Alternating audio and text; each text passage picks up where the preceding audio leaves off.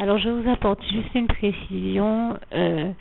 Voilà, pour les documents qui vont suivre, comme vous l'avez vu, ce sont des vidéos, où plutôt que d'apparaître et de me mettre en avant, j'ai choisi non pas de mettre des photos ou des images de moi, mais des passages de la parole de Dieu, car je crois que nous sommes dans un monde qui irait beaucoup mieux si on parlait plus de Dieu et qu'on partageait et échangeait sa parole qui est excellente à méditer. Il est par exemple écrit dans le psaume 119 verset 105: ta parole est une lampe à mes pieds, une lumière sur mon sentier, je rends grâce et gloire à Dieu.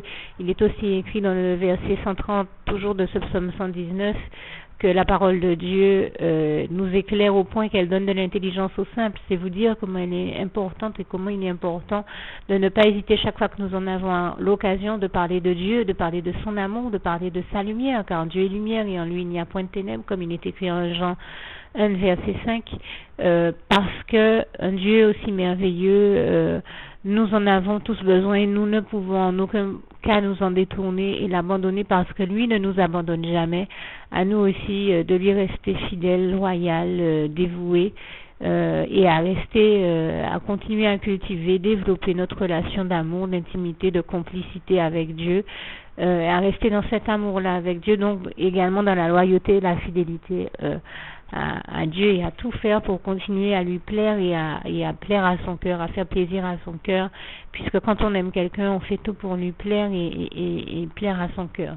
Alors bien sûr, la parole de Dieu, comme m'avait dit un jour quelqu'un aux États-Unis, il est bon de la méditer, de réfléchir sur son sens profond, et non seulement de la lire, mais de prendre le temps de la décortiquer, de réfléchir sur son sens profond, comme je disais, et une fois qu'on a bien compris, justement de la retenir, de l'engrammer et de la graver sur nos cœurs et dans nos têtes, parce que je peux vous dire combien de vies ont été sauvées juste parce que la parole de Dieu avait été prêchée dans ces vies-là. En tout cas, moi, c'est le témoignage que je peux vous faire, et je rends grâce et gloire à Dieu sur ce point-là également. Moi, je ne respire que parce que Dieu, Jésus-Christ et son Saint-Esprit m'ont glorieusement sauvé la vie. Et Dieu m'a sauvé la vie avec un passage de la Bible, qui est un verset du livre de la Bible qu'on appelle Ésaïe. C'est un verset d'Ésaïe, et je vais même préciser Ésaïe 49. Je n'irai pas plus loin parce que je sais que si je n'explique pas dans quel contexte c'est arrivé, c'est un verset qui peut choquer, donc je n'en dirai pas plus. Mais Dieu m'a sauvé la vie par ce verset d'Ésaïe 49, et je crois que c'est quelque chose que je n'oublierai jamais de ma vie, parce que Dieu a vraiment agi puissamment, pour ne pas dire tout puissamment dans ma vie. C'était extraordinaire, c'était un véritable miracle de Dieu. Il y a déjà de cela plus de 7 ans, et je continue aujourd'hui encore, comme je l'ai vu ne serait-ce que cette semaine, et alors que nous sommes en février 2014, je continue à voir Dieu faire des miracles extraordinaires dans ma vie comme dans celle de tous ceux qui m'entourent. Et comme je le disais, cette semaine encore, je rends grâce et gloire à Dieu pour le miracle extraordinaire qu'il a fait. D'ailleurs, il y a eu cette semaine et la semaine d'avant. La semaine d'avant, c'était un cargo qui s'était échoué et ouvert en deux sur le bord d'un récif, je crois, ou non loin du rivage, alors qu'il transportait une cargaison très dangereuse et de produits inflammables qui aurait pu, avec cet accident, s'inflammer et faire exploser le cargo, ce qui aurait entraîné le décès de ceux qui étaient à bord. Mais Dieu a fait le miracle que justement ce produit ne s'inflamme pas et qu'il n'y ait pas d'explosion, et il a donc sauvé toutes ces vies-là. Voilà encore un miracle de Dieu pour lequel je lui rends grâce et gloire. Et la semaine d'avant, le même jour, il a fait un autre miracle dans un autre pays. Et cette semaine, c'était hier encore, on en parlait au journal de 13h. C'est l'affaissement d'un plafond de quelqu'un qui était dans une résidence ici en Guadeloupe. Et ça équivaut à dire que c'est un peu comme si l'appartement du dessus lui était tombé dessus, alors qu'il était présent dans l'appartement. Mais et donc on disait, je crois que ça représente quelque chose comme 2 tonnes de gravier, de ciment et autres qui lui sont tombés dessus. Et pourtant, le gars, il ressort de là indemne, il est vivant. Et moi, je dis, toute la gloire revient à Dieu, à Jésus, à son Saint-Esprit. Je dis le gars, c'est l'occupant, pour parler moins crûment, et pardon pour ça, l'occupant des lieux, le locataire, est ressorti de cette épreuve vivant. Et je dis toute la gloire revient à Dieu, à Jésus-Christ et à son Saint-Esprit qui lui a sauvé la vie et qui a fait le miracle de lui sauver la vie dans ces circonstances-là. Il n'y a que Dieu qui puisse faire de tels miracles. Aucun être humain n'en a la puissance. Donc toute la gloire revient à Dieu, à Jésus et à son Saint-Esprit. Vraiment, je suis émerveillée par la gloire de Dieu, par la splendeur glorieuse de son règne, comme il est écrit dans le psaume 145, versets 8 à 21. Et non pas seulement dans toutes ces vies, mais comment dire ça, je vous ai résumé les faits d'actualité dont je parle. N'hésitez pas à aller vous renseigner, faire des recherches pour avoir des détails mieux éclairés que ceux que je donne, parce que moi je vous parle de mémoire.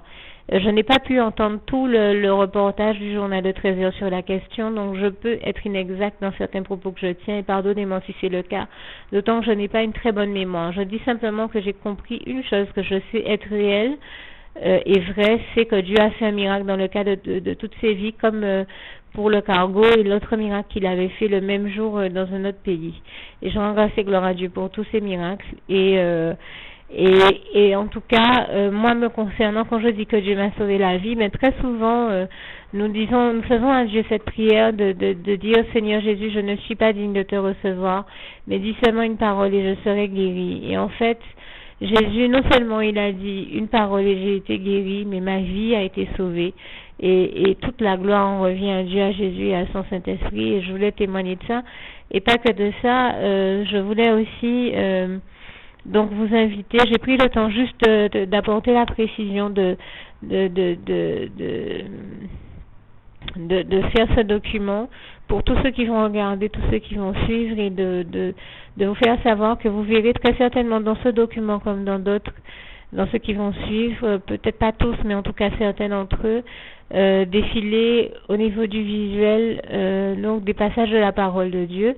Si pour une raison ou une autre vous avez besoin, si vous trouvez que ça va trop vite et que vous avez besoin de lire des passages à tête reposée, comme je disais, de les méditer afin de les comprendre et de les engrammer, n'hésitez pas à appuyer sur pause, ce qui va vous permettre de lire plus posément justement le passage biblique que vous avez sous les yeux, voire de le noter si besoin est, et de le méditer et de l'engrammer. Donc je voulais vous préciser cette option-là parce qu'on n'y pense pas nécessairement toujours. Il vous suffit juste d'appuyer sur pause. Et si vous n'avez pas pu appuyer sur pause à temps, il vous suffit de rembobiner aussi le document et comme ça vous pourrez lire à tête reposée. Une dernière chose, je parlais tout à l'heure de ce que j'ai vu Jésus faire dans ma vie. Pour tous ceux qui en ont envie, et qui ont envie de faire la même expérience que moi, d'expérimenter le même bonheur des bras d'amour de Jésus, je leur rappelle qu'il est écrit en Jean 14, verset 6 que Jésus est le chemin, la vérité et la vie, que nul ne va au Père Dieu sans passer par le Fils Jésus-Christ. Ce qui signifie que si nous espérons pouvoir aller au paradis un jour, le premier pas que nous avons à faire vers Dieu est donc vers le paradis, puisque le paradis étant la demeure de Dieu, faire un pas vers Dieu, c'est aussi faire un pas vers le bonheur le plus total et complet que nous allons y connaître avec Dieu Jésus-Christ et son Saint-Esprit. Et donc ce premier pas, c'est d'adresser à Dieu la prière qui suit et que je vous invite à dire avec moi, puisque bien entendu, je vous souhaite de connaître le bonheur du paradis et des bras d'amour de Jésus comme je l'expérimente déjà. Parce que accepter Jésus dans sa vie, faire de lui le seul maître et roi de nos vies, c'est commencer déjà à expérimenter le paradis depuis sur terre. Et je dis vraiment toute la gloire revient à Dieu, à Jésus-Christ et à son Saint-Esprit. Et c'est un bonheur qu'on ne peut vivre que dans les bras d'amour de Jésus, et que quand on a pris le temps de faire la démarche, de faire cette prière, dans laquelle on le reconnaît comme étant son seul maître et roi, le seul maître et roi de sa vie, lui qui est en réalité sa majesté Jésus-Christ, le roi des rois. Et donc le minimum qu'on puisse faire, c'est d'avoir de la déférence et de l'amour et du respect pour lui, et lui adresser également cette prière par le biais de laquelle vous vous rendrez compte. Jésus change nos vies et en mieux, et toute la gloire en revient à Dieu, à Jésus et à son Saint-Esprit. Donc vous adressez juste à Jésus cette prière: Seigneur Jésus, moi, un tel, vous dites votre nom et votre prénom, je t'accepte aujourd'hui comme mon sauveur personnel et fais de toi le seul maître et roi de ma vie. Je remets toute ma vie entre tes mains, Seigneur Jésus, et je te la donne, car Éternel mon Dieu, tu es le créateur de cette vie. Il est donc normal et dans le droit fil et le bon sens des choses que je remette cette vie entre tes mains et te la donne. Merci de faire que tout ce qui s'y passe soit à ta gloire et que ta très grande gloire soit démontrée donc dans tous les domaines de ma vie. Et merci aussi, Seigneur, de m'accorder la grâce de ton pardon et de ta miséricorde pour tous les péchés que j'ai commis tout au long de ma vie. Et pour toutes les fois où j'ai fait mal à ton cœur, Seigneur. Merci aussi, Seigneur Jésus, de me prendre avec toi en ton temps, de revenir me chercher pour me sauver, m'amener avec toi dans tes bras d'amour au paradis, et de faire que je continue à te servir et à t'appartenir pour d'éternité en éternité. Et c'est au nom puissant du Seigneur Jésus que j'ai fait cette prière. Amen. Et je vous dis à tous que Dieu vous bénisse, vous tous qui avez fait cette prière, que Dieu vous bénisse tous abondamment, puissamment, richement. N'hésitez pas à la partager avec tous les membres de votre entourage, tous vos bien-aimés, membres de votre famille, vos collègues, amis et alliés, tous les membres de votre entourage, tous vos bien-aimés, tous ceux avec qui Dieu vous mettra à cœur de partager ces prières. Et je termine avec le souhait de mon cœur pour vous, Philippiens 4, verset 7. Que la paix de Dieu qui surpasse toute intelligence garde vos cœurs et vos pensées en Jésus-Christ. Que Dieu vous bénisse et à bientôt.